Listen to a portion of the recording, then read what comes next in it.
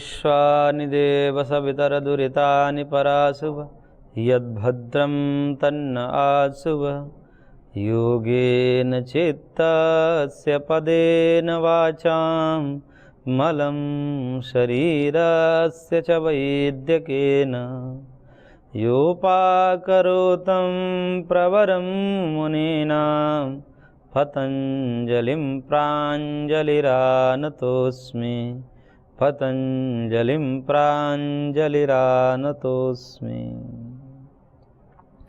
ओम श्री परमात्मने नमः। योग दर्शन के समाधि पाद पर हम विचार कर रहे थे, जिसके अंतर्गत सूत्र संख्या 30 और 31 में विक्षेपों की चर्चा की, अंतराय की चर्चा की। ये जो बाधा हैं, योग के प्रतिपक्ष हैं, विरोधी हैं, उनकी चर्चा की कि 9 प्रकार के व्याधिस्त्यान, संशय, प्रमाद, आलस्य आदि 9 विक्षेप हैं और इनके साथ साथ होने वाले दुख, दौर, मनस्य अंग में जत, श्वास, प्रश्वास, ये 5 और हैं।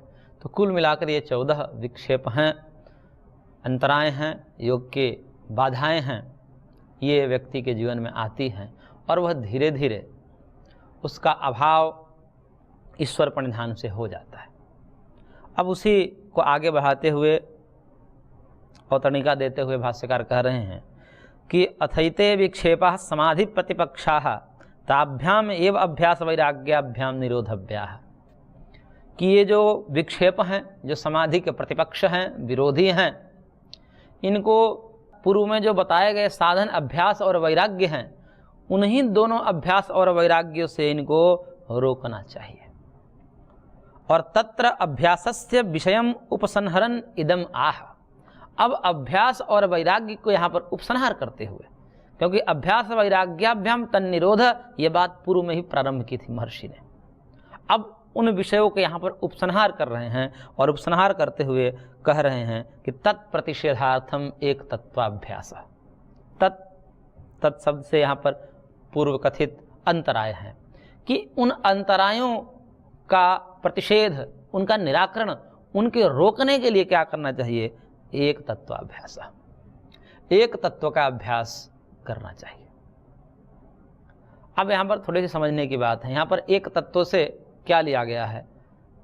कई आचार्य कहते हैं कि यहाँ पर एक तत्व का मतलब पूर्व में जो कथित है ईश्वर प्रणिधान वाला, वही ईश्वर प्रणिधान भगवान का नाम जब ईश्वर का आलम्बन लेने से ये दूर हो जाते हैं। परंतु भाष्यकार यहाँ पर ये कह रहे हैं कि यदि इनको यही कहना होता कि ईश्वर प्रणिधान के आलम्बन से अंतराय का प्रतिषेध हो जाता है, वो बाधित हो जाते हैं, वो रुक जाते हैं, तो ये तो पूर्व में ही महर्षि ने कह दिया है, ततः प्रत्येक चेतनाधिगम अप्यंतराया भावश्च। वहाँ पर ततः मतलब उस ईश्वर प्रणिधान से प्रत्येक चेतना का अधिगम हो जाता है, यानी आत्म साक्षात्कार हो जाता है और अंतरायों का नाश हो जाता है, अभाव हो जाता है। ये तो वहाँ ही कह चुके, पुनः यहाँ पर एक सूत्र के द्वारा करना, ये तो पुनरुक्ति है। वही बात यहाँ पर कहेंगे तो फिर तो पूरा का सूत्र ही निरर्थक हो जाएगा, क्योंकि ये ठीक सूत्र यदि एक तत्व के अभ्यास से ईश्वर तत्व का अभ्यास लिया जाएगा तो ये पूर्व में कह दिया जा चुका है। इस प्रकार से वहाँ जो बात कही जा चुकी है उसको पुनः यहाँ पर कथन करना, ये पुनरुक्ति दोष होता है। और ऐसे में यदि पुनः कथन किया जा रहा है तो ये सूत्र निरर्थक हो जाएगा, पूरा का पूरा सूत्र ही निरर्थक हो जाएगा, जबकि सूत्र के एक एक वर्ण, एक एक मात्रा निरर्थक नहीं होते। अब पूरा का पूरा सूत्र ही यहाँ पर निरर्थक हो जाएगा। तब यहाँ पर कहना ये पड़ता है कि वहाँ महर्षि ने कह दिया कि ईश्वर प्रणिधान से अंतरायों का अभाव हो जाता है। अब यहाँ पर प्रश्न ये उठ सकता है कि क्या ईश्वर प्रणिधान से ही इन अंतरायों का अभाव हो सकता है अथवा अन्य कोई भी उपाय है? तब भाष्यकार ने जो अवतरणिका दी है और कहा है कि अभ्यास और वैराग्य से भी इसको किया जा सकता है। यानी कि पूर्व में जो कथित, हमने पूर्व में अभ्यास वैराग्य की बात कही थी और उसके बाद उस विषय को पूरा कर दिया था वहाँ पर, और वहाँ से फिर ईश्वर प्रणिधान को लाया था कि जब प्रश्न ये उठा कि क्या केवल अभ्यास वैराग्य से ही समाधि की प्राप्ति हो सकती है या और भी कोई उपाय है, तो उन्होंने कहा कि ईश्वर प्रणिधान है, ईश्वर प्रणिधानाद्वा। और फिर ईश्वर प्रणिधान का फल ये है कि अंतरायों का नाश हो जाता है। अब प्रश्न यहाँ पर ठीक उसी प्रकार के प्रश्न जैसे पूर्व में किया गया था, यहाँ पर यह प्रश्न है कि क्या ये अंतरायों का नाश केवल ईश्वर पर ध्यान से ही हो सकता है कि अभ्यास वैराग्य से भी हो सकता है। तब कहा जाता है कि अभ्यास वैराग्य से भी हो सकता है। तत्प्रतिषेधार्थम एक तत्वाभ्यास है। इन विक्षेपों को दूर करना है तो एक तो भक्ति से दूर हो जाती है, ईश्वर प्रधान से दूर हो जाती है। अन्यथा जो अभ्यास वैराग्य कहा गया है कि एक वस्तु पर ध्यान केंद्रित करके वो एक तत्व कुछ भी हो सकता है, स्थूल सूक्ष्म कोई भी विषय हो सकते हैं, उन विषयों को आलम्बन में लेकर के और उन्हीं के सजातीय प्रत्यय का निरंतर अभ्यास किया जाए, उन्हीं का लगातार चिंतन किया जाए और उसकी लगातार चिंतन जो धारावाहिक चिंतन होता है, उस धारावाहिक चिंतन एकाग्रता की स्थिति कही जाती है। उस एकाग्रता की स्थिति में भी ये सारे के सारे जो बाधाएं हैं वो नष्ट हो जाती है। इसलिए परम पूज्य गुरुदेव का एक कथन है, और जब योग कराते हैं तो एक बात कहते हैं कि जिसकी जो व्याधि जहां पर है वहीं पर ध्यान को केंद्रित करें, और वहां पर ध्यान केंद्रित करने से वो व्याधि दूर होती है। और व्याधि को अंतराय गिनाया है, और प्रथम अंतराय व्याधि है, और उस अंतराय को दूर करने के लिए यहाँ पर महर्षि ने क्या उपाय बताया? तत्प्रतिषेधार्थम एक तत्वाभ्यास। जहां पर व्याधि है उसी पर दिमाग को बढ़ा दीजिए, वहीं पर भगवत स्मृति प्रारंभ कर दीजिए, तो वो जो व्याधि हैं वो मिट जाएगी, अंतराय मिट जाएगी। तो अंतरायों को नाश करने के लिए, इन विक्षेपों को नाश करने के लिए, जो व्याधि रूप विक्षेप हैं उन विक्षेपों को नष्ट करने के लिए ये जो एक तत्व का अभ्यास ध्यान है, ये ध्यान के माध्यम से भी इनका प्रतिषेध किया जा सकता है, इनको रोका जा सकता है। इसलिए यहाँ पर एक तत्व के अभ्यास का तात्पर्य है कि कोई भी एक तत्व, चाहे स्थूल विषय हो अथवा सूक्ष्म विषय हो, किसी भी विषय का आलम्बन लेकर के उसमें मन को एकाग्र करने के और उसकी बार बार अभ्यास करने से वो बाधाएं, वो अंतराएं, वो विक्षेप, उपविक्षेप सब नष्ट हो जाते हैं। तो इस प्रकार से यहाँ पर पुनरुक्ति न होकर के एक तत्व के अभ्यास से वह ईश्वर से भिन्न कोई भी एक तत्व हो सकता है। ईश्वर भी हो सकता है, उसकी तो बात आ ही चुकी है, और यहाँ पर एक तत्व से ईश्वर से भिन्न कोई और भी विषय हो सकते हैं। जैसे हम ध्यान में अलग अलग विषय रखते हैं, उन विषयों में यदि तन्मय हो जाए, तल्लीन हो जाए, ध्यानस्थ हो जाएं, तो भी वही फल प्राप्ति होगी जो कि ईश्वर प्रणिधान से प्राप्त होता है। तो इस प्रकार से यहाँ पर महर्षि ने ईश्वर प्रणिधान के द्वारा अंतरायों का अभाव बताया और एक तत्व के अभ्यास यानी कि ध्यान के द्वारा, धारणा के द्वारा भी उन अंतरायों नाश का वर्णन किया। अब कुछ चित्त के परिक्रम बता रहे हैं, चित्त को शोधन करने का उपाय बता रहे हैं कि यस्य चित्तस्य अवस्थितस्य इदम शास्त्रेण परिक्रम निर्देश्यते तत्कथम।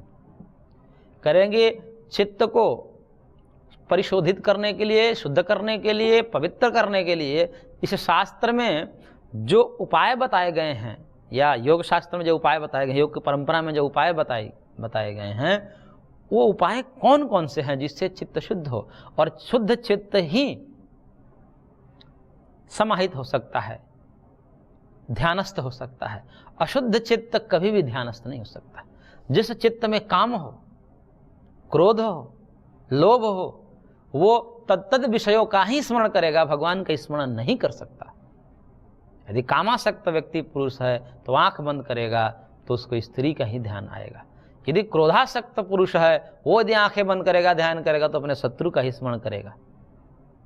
और यदि लोभासक्त पुरुष है, उसको ध्यान करने के लिए कह दिया जाए तो उसको पैसे ही पैसे दिखाई देगा, बिजनेस व्यापार ही दिखाई देगा, ध्यान नहीं लग सकता। इसलिए कहा जाता है कि सबसे प्रथम चित्त को शोधित करने का प्रयास करना चाहिए। और वो चित्त शुद्ध कैसे होगा, उसके क्या उपाय हो सकते हैं, तो उसके लिए यहाँ पर कुछ परिक्रम, कुछ प्रसाधन, कुछ उपाय, कुछ परिष्कार के लिए कुछ विशेष कर्म बता रहे हैं। इसको परिक्रम शब्द से यहाँ पर महर्षि भाष्यकार ने कहा है, और बहुत बढ़िया सूत्र है, सबसे प्रसिद्ध सूत्र है, सबके लिए ग्रहणीय है, उपादेय है। सूत्र संख्या 33 में कह रहे हैं कि मैत्री करुणा मुदिता उपेक्षाणाम सुख दुख पुण्या पुण्य विषयाणाम भावना तश्चित प्रसादनम।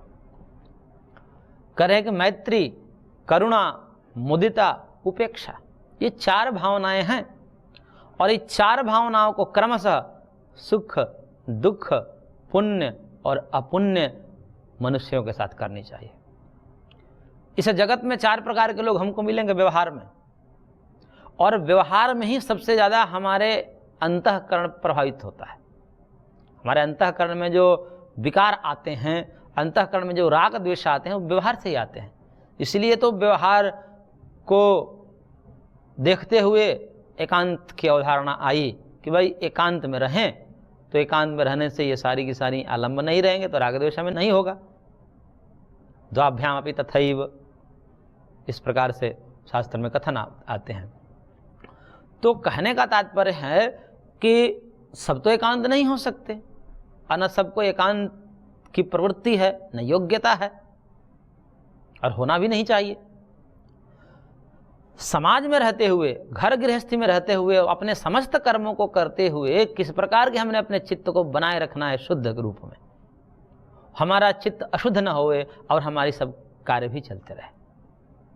तो कह रहे हैं कि देखिए, कार्य करने के लिए समाज में रहना पड़ता है, और समाज में 4 प्रकार के लोग मिलेंगे। एक तो सुखी व्यक्ति मिलेंगे, दूसरे दुखी व्यक्ति मिलेंगे, तीसरे पुण्यात्मा मिलेंगे, धार्मिक लोग मिलेंगे, और चौथा व्यक्ति मिलेगा जो पापी होगा, जो पाप कर्म हमारे प्रतिकूल चलता है, धर्म के प्रतिकूल चलता है, अनैतिक कर्मों में रहता है, ऐसे लोग मिलेंगे। ये 4 ही प्रकार के लोग मिलेंगे। अब सबसे पहले सुखी व्यक्ति को लेते हैं। कोई सुखी व्यक्ति हो गया, सुखी का तात्पर्य यहाँ पर हमसे सुखी हो गया, हमसे ज़्यादा सुखी हो गया। अब कोई व्यक्ति हमसे ज़्यादा सुखी हो गया, हमारा पड़ोसी है और हमसे ज़्यादा सुखी हो गया, हमसे ज़्यादा पैसे कमा रहा है, हमसे ज़्यादा उसका बिजनेस व्यापार में लाभ हो रहा है, तो स्वाभाविक रूप से मनुष्य के अंदर उसके प्रति जलन की भावना होती है। उससे व्यक्ति जलने लगता है कि ये हमसे कैसे आगे बढ़ रहा है। ये सामान्य प्रवृत्ति है, मनुष्य की प्रवृत्ति है ये। अब जैसे जैसे वो आगे बढ़ेगा, उसको तो हम तो रोक नहीं सकते कि सबके अपने अपने कर्म हैं, कर्म करने में सब स्वतंत्र है। वो अपने कर्मों के द्वारा आगे बढ़ रहा है, सुखी हो रहा है, तो होगा ही, कोई रोक नहीं सकता उसको। आप जलते रहिए, और आपके जलन से क्या होगा, आपके अंदर ईर्ष्या की भावना बढ़ती जाएगी, और ईर्ष्या की भावना बढ़ने से आपका चित्त और ही गंदा होता जाता है। और जितना ही चित्त जो है ईर्ष्या आदि से वशीभूत होगा, उतना ही उसको जो है ध्यान आदि में, भक्ति मार्ग में बड़ी बाधा उत्पन्न होगी। क्योंकि अब स्वभाव ऐसा बना लिया कि बार बार ईर्ष्या करेगा, बार बार जलन होगी उसको। और वैसे व्यक्ति जब भक्ति मार्ग में आते हैं, योग मार्ग में आते हैं, तो उससे ज़्यादा कोई भक्त मिल जाएगा, उससे ज़्यादा योग्य मिल जाएगा, उससे ज़्यादा नाम जप करता हो, उससे ज़्यादा योग करता हो, उसमें भी जलन होने लगेगी उसको। क्यों? क्योंकि पहले से उसका स्वभाव है।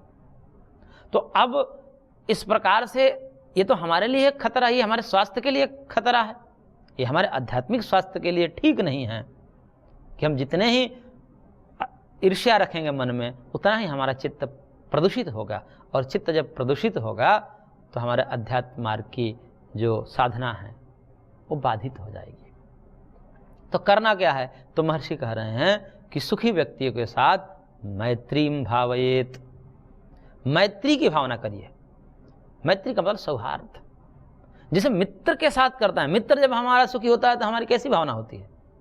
अच्छा लगता है, हमें अच्छा लगता है कि चलो सुखी है, हमसे सुखी है, कोई बात नहीं, हमारा मित्र ही तो है। तो इस प्रकार से मैत्री भावना होनी चाहिए, चाहे हमसे सुखी कोई भी हो जाए, चाहे वो हमारा शत्रु ही क्यों ना हो, वो यदि हमसे सुखी हो रहा है तो हमें जलन नहीं होनी चाहिए। मित्रता, मित्र में जैसे हमारी स्थिति होती है, मित्र की सुख को सुन करके, देख करके जिस प्रकार से हमारे अंदर ईर्ष्या नहीं होती है, मैत्री की भावना होती है, उसी प्रकार से उसके प्रति भी हमारी ये भावना होनी चाहिए। देखिए, ये बात भावना की है, इसका तात्पर्य ये नहीं है कि कोई शत्रु है वो सुखी हो गया, अब वहाँ उसके घर पर जाकर के अपनी भावनाएं व्यक्त करने लगे, हो सकता है कि वो गड़बड़ हो जाए, झगड़ा हो जाए, कि चिढ़ाने आया है, क्या करना है, हो सकता है। तो इसलिए उन सब चीज़ों को अपने जगह पर रखते हुए, क्योंकि सामाजिक मर्यादाएं हैं, वो अपने रखते हुए, और मन में कोई उसके प्रति भावना न रखना, क्योंकि ये भावना चित्त का धर्म है, अंतःकरण का धर्म है। ये कोई बाहरी क्रिया शरीर का तो धर्म है नहीं कि इसको जो है ऐसा कर देंगे तो हम इस भावना वाले हो जाएंगे, ऐसा नहीं है।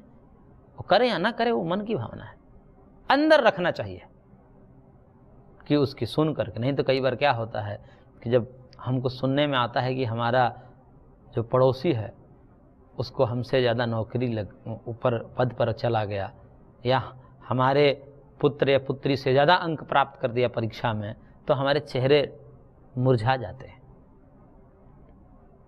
जबकि ऐसा नहीं होना चाहिए। उस समय मैत्रीम भावयेत, मैत्री की भावना करनी चाहिए। सुखी है, ठीक है, हमसे ज़्यादा ले, ठीक है, बढ़िया। तो इस प्रकार से मैत्री की भावना करनी चाहिए सुखी व्यक्तियों के साथ। दूसरे हैं दुखी व्यक्ति। दुखी व्यक्ति को देख करके प्रायः मन में यह आता है, तिरस्कार की भावना आती है। क्या आती है कि अरे कुकर्म किया होगा, भोग रहे हैं अपने भोग को, हम क्या करें, भोगेंगे, ऐसे मरेंगे और भोगेंगे, अभी तो कम है और भोगेंगे, ऐसी भावना करते हैं हम।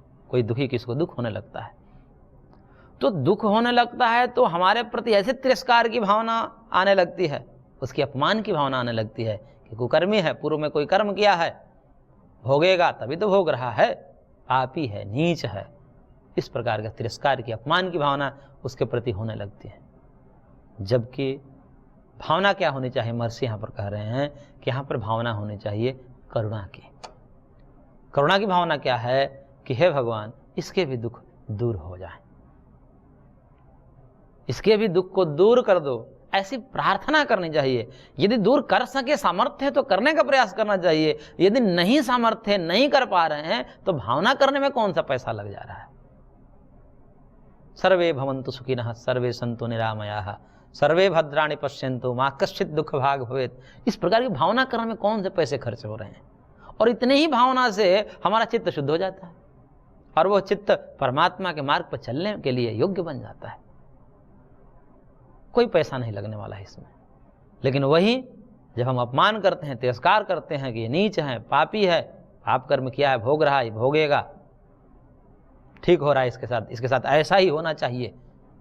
अरे भैया, वो तो भोग ही रहा है ना, भगवान तो उसके साथ जो भी है, भगवान की व्यवस्था वो तो देंगे, दे ही रहे हैं। अब चलो वो अपने कुकर्मों का भोग रहा है तो भोग ही रहा है, लेकिन आप अपना कर्म क्यों खराब कर रहे हो, ये सोच करके, कह करके, वो तो भोग रहा है।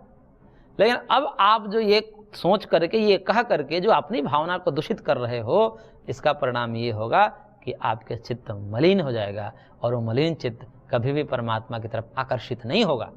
परमात्मा उसे स्वीकार नहीं कर सकते, क्योंकि परमात्मा शुद्ध अंतःकरण वाले को पसंद करते हैं। मोहे कपट छल छिद्र न भावा, भगवान को ये कपट छल छिद्र ये सब पसंद नहीं होते। इसलिए हम परमात्मा के लायक बने, हम परमात्मा के कृपा पात्र बने, इसके लिए चित्त की शुचिता अपेक्षित है, अंतःकरण की पवित्रता अपेक्षित है। तो उस पवित्रता को हम व्यवहार में कैसे करें, ये व्यवहार में ही सब गड़बड़ियाँ हमसे हो जाती हैं। और उस व्यवहार में भी कह रहे हैं महर्षि सूत्रकार कि कोई दुखी व्यक्ति है तो उसके सामने करुणाम भावयेत, करुणा की भावना करें कि हे भगवान, इसके दुख दूर कर दो। कुछ भी नहीं है तो भी ये साधु संत विरक्त जिनको कुछ नहीं होता, वो केवल भावना के बल पर सबसे अधिक पुण्य कमा लेते हैं। केवल भावना के बल पर, कुछ उनके पास द्रव्य नहीं है, लेकिन ऐसी भावना करते हैं सब सुखी रहें, सब निरोग रहें, सबके प्रति ऐसे उदार भावना, एक विचार चलाते हैं अपने मन में, भावना एक उद्गार वैसा व्यक्त करते हैं कि उनके हृदय से, उनकी आंखों से अश्रुपात होने लगते हैं दुखों को देख करके, कि क्योंकि संत हृदय नवनीत समान है। क्योंकि जैसे नवनीत होता है वो थोड़े से ताप पर पिघल जाता है, और संत का हृदय भी ऐसा होता है कि दूसरे के ताप को थोड़े से भी ताप से पिघल जाता है, द्रवित हो जाता है। फिर वो परमात्मा से पुकार करता है कि हे परमात्मा, हे परमेश्वर, इन सबके दुखों को दूर करिए। तो ये करुणा की भावना होती है, और इसी भावना के बल पर उसके साथ कोई भी द्रव्य नहीं है, कोई सेवा के सामर्थ्य भी नहीं है, क्योंकि सेवा के लिए कुछ धन आदि चाहिए। वो न होते हुए भी वो उन पुण्यों को प्राप्त कर लेता है जो बड़े बड़े अश्वमेध यज्ञ के करने से जो पुण्य प्राप्त होते हैं, उससे भी बड़ा पुण्य वो ऐसी भावनाओं के बल पर प्राप्त कर लेता है। तो इस प्रकार से महर्षि ने कहा कि जो दुखी व्यक्ति हैं उसके सामने करुणा की भावना करिए। अब इसके बाद पुण्य आत्मा की बात आती है। कोई धार्मिक व्यक्ति है, पुण्य कर्म कर रहा है, धर्म के मार्ग पर चल रहा है, ऐसे व्यक्तियों के प्रति समान रूप से क्या भावना होती है मनुष्य की? सबकी होती है। तो ऐसे देखकर कहते हैं कि अब चला है ढोंग बनाने, अब ये ढोंग बनाने चला है, 100 चूहा खाकर बिल्ली चली अब हज पे। ऐसे अब कुछ होने वाला नहीं है। अब तो जो है ये सब अपना कर्म छिपाने के लिए ये योग मार्ग या पूजा पाठ धर्म कर्म ये सब ढोंग अपनाया है, ये सब ढोंगी है, वो कर्म मिटने वाले नहीं हैं, वो भगवान इसको माफ़ करने वाले नहीं हैं। इस प्रकार की भावना जागृत होने लगती है कि ढोंगी है, पाखंडी है, अब ढोंग करने चला है। तो इस प्रकार से जब पुण्य मार्ग पर व्यक्ति चलता है तो उनको देख करके बाकी व्यक्ति के मन में ऐसी भावना होती है। तो महर्षि कह रहे हैं यहाँ पर कि ऐसी भावना से हमारा चित्त दूषित होता है, अंतःकरण अपवित्र होता है। तो उससे बचने के लिए हमारा अंतःकरण निरंतर पवित्र होता रहे, इसके लिए करना पड़ेगा मुदिता की भावना। जो पुण्य आत्मा है, जो धार्मिक व्यक्ति हैं, उनको देख करके, उनके कर्मों को देख करके उनके सामने हर्षित होइए। उनके समक्ष जब प्रस्तुत हम होते हैं, हंसकर बात करिए, बहुत बढ़िया, आप ऐसे ही करते रहिए, बहुत बढ़िया काम ठाने हैं, इसको और आगे विस्तार करिए, हम आपके साथ हैं। इस प्रकार उसको देखकर प्रसन्न होइए, हर्षित होइए, खुश होना चाहिए। चलो कोई तो है इन भोगों का परित्याग करके योग मार्ग का वर्णन किया। इस प्रकार के उसको देख करके हर्षित होना चाहिए, न कि ऐसे उपेक्षित वचन नहीं बोलने चाहिए। इस प्रकार के जो हल्के शब्द का प्रयोग कि ढोंगी है, पाखंडी है, अब ढोंग करने चला है, अब कुछ नहीं होने वाला है, अब इसके पाप नहीं कटने वाले, ऐसा नहीं है। क्योंकि परमात्मा स्वयं कहते हैं कि क्षिप्रम भवति धर्मात्मा शाश्वत शांति में गच्छति कौन्तेह प्रतिजान है न मे भक्त प्रणश्यति। जब भगवान कहते हैं, भगवान की प्रतिज्ञा है कि मैं अधम से अधम पापी को ही शीघ्र ही शुद्ध बना देता हूं। अपि चेत सुदुराचारो भजते माम अनन्य भाग साधुरेव समन्तव्यम सम्यक व्यवस्थितो ही सा। कि अत्यंत पापी हो उसको भी मैं साधु बना देता हूं। जिस दिन वो संकल्प ले लिया कि मैं आज से इन दुर्गुणों को, दुर्व्यवहारों को, दुर्भावनाओं का परित्याग करता हूं, उसी दिन से उसको साधु समझ लेना चाहिए। साधु रेव समन्तव्य, चाहे कितना भी पापी पूर्व में कितना ही पाप क्यों न किया हो, लेकिन उसको तत्क्षण साधु ही समझना चाहिए और मैं उसको सब प्रकार के पापों से मुक्त कर कर परम लोक अमृतत्व की प्राप्ति करा देता हूं। तो जब भगवान की ऐसी प्रतिज्ञा है तो हम ऐसे दुर्भावना क्यों रखें? भगवान कहते हैं कि अधम से अधम भी, इसलिए भगवान को तो पतित पावन संज्ञा ही दी जाती है कि वो पतितों को भी पावन करने वाले हैं। जब उनकी ऐसी प्रतिज्ञा है तो फिर हम मनुष्य क्यों ऐसी दुर्भावना रख रहे हैं कि अब इसका कल्याण ही नहीं होगा, अब इसके पापों की जो गठरी है वो तो खत्म ही नहीं होगी। ऐसा नहीं है, चाहे कुछ भी क्या हो। अब धर्म मार्ग का, योग मार्ग का अनुसरण करने लगा, आलम्बन ले लिया, तब वो अब साधु हो गया। उसको इस प्रकार से ओछे वचन नहीं बोलने चाहिए। तो उसको देखकर कैसे होना चाहिए? हर्षित होना चाहिए, आनंदित होना चाहिए। उसके समक्ष जो है प्रसन्न वदन बात करनी चाहिए, उसके सामने और उसके पीठ पीछे भी उसकी बड़ाई करनी चाहिए, बहुत अच्छा आदमी, बहुत बढ़िया काम कर रहा है, न कि उसको इस प्रकार से ओछे वचन बोलना चाहिए। ऐसे बोलने से वो तो आगे करेगा, वो तो उसका तो संकल्प है। जिसने अपने मार्ग का वर्ण कर लिया तो अपने निष्ठापूर्वक उस मार्ग पर चलेगा ही। परंतु हम ऐसी भावना से अपने मार्ग अवरुद्ध कर लेते हैं, अपने कल्याण का मार्ग अवरुद्ध कर लेते हैं, हमारा चित्त दूषित हो जाता है। इसलिए वो अपना सजग हो गया है, हम भी अपने सजग रहें कि ऐसी भावना से हम अपने चित्त को दूषित ना करें। तो इसलिए भगवान सूत्रकार ने कहा कि ऐसे जो पुण्यात्मा हैं उनके सामने कैसी भावना करें? मुदिता की भावना करें, हर्षित होइए, प्रसन्न होइए उसको देख करके। और चौथा व्यक्ति है, ये सबसे समस्या वाला व्यक्ति है, क्योंकि इसके साथ कैसा व्यवहार किया जाए प्रायः समझ में नहीं आता। वो है पापी, अधर्मी, जो दुराचरण में लिप्त हैं, जो अनैतिक कर्म लिप्त है, जो हमारे प्रतिकूल चल रहे हैं, धर्म के प्रतिकूल चल रहे हैं, अध्यात्म के प्रतिकूल चल रहे हैं। ऐसे पापी व्यक्तियों के सामने हम कैसी भावना रखें? तो महर्षि ने कहा उपेक्षा, उसको उपेक्षा करिए, उपेक्षा कोई भावना नहीं होती है, अपितु मैत्री करुणा मुदिता का न होना ही उसकी उपेक्षा है। उपेक्षा के लिए कोई अलग से भावना नहीं करनी पड़ती है, जैसे मैत्री की भावना करनी पड़ती है। हर्ष एक भावना है, करुणा एक भावना है, उसको करना पड़ता है। परंतु उपेक्षा कोई भावना नहीं है, इन तीनों न करना ही उसकी उपेक्षा है। यानी कि उसको देख करके मैत्री की भावना नहीं, जैसे मित्र की भावना साथ व्यवहार करते वैसा भी नहीं करना है, वैसी भावना नहीं करनी है, उस पर करुणा भी नहीं करनी है। कोई दुख भी हो रहा है देखना ही नहीं, ध्यान ही नहीं देना है, हे भगवान दुख दूर करो, ऐसा भी नहीं करना है।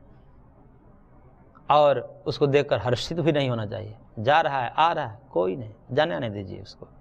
ऐसा व्यवहार करे जैसे उसको हमने देखा ही नहीं, ऐसा व्यवहार करे जैसे मैंने उसकी सुनी ही नहीं। इस प्रकार से करने से उसकी उपेक्षा हो जाती है। और ऐसे व्यक्तियों को उपेक्षा की दृष्टि से देखना चाहिए, उनके साथ मैत्री, उनके सामने करुणा, उनके सामने मुदिता की भावना प्रकट नहीं करनी चाहिए। ऐसा करने से फिर क्या होगा, यदि उसके साथ भी करने लगे भावनाएं उसी प्रकार से कि इसका भी दुख दूर होवे, तो फिर समाज में अव्यवस्था फैल जाएगी, अनैतिक कर्मों का बढ़ावा हो जाएगा। इसलिए पहले तो ऐसा था कि जो अत्यंत जघन्य पाप कर देता था उसको गांव से निकाल देते थे, देश निकाला देते थे, भाई साहब ये माहौल गंदा करेगा। इसलिए शास्त्र में कहा कि अपूज्य यत्र पूज्यन्ते पूजयो न पूज्यते त्रीणि तत्र वर्धन्ते दुर्भिक्षम मरणम भयम। जहां पर अपूज्य की पूजा होती है, पूज्य जनों की जहां तिरस्कार होता है, वहां पर 3 चीजें की वृद्धि होती है, दुर्भिक्ष, मरण और भय।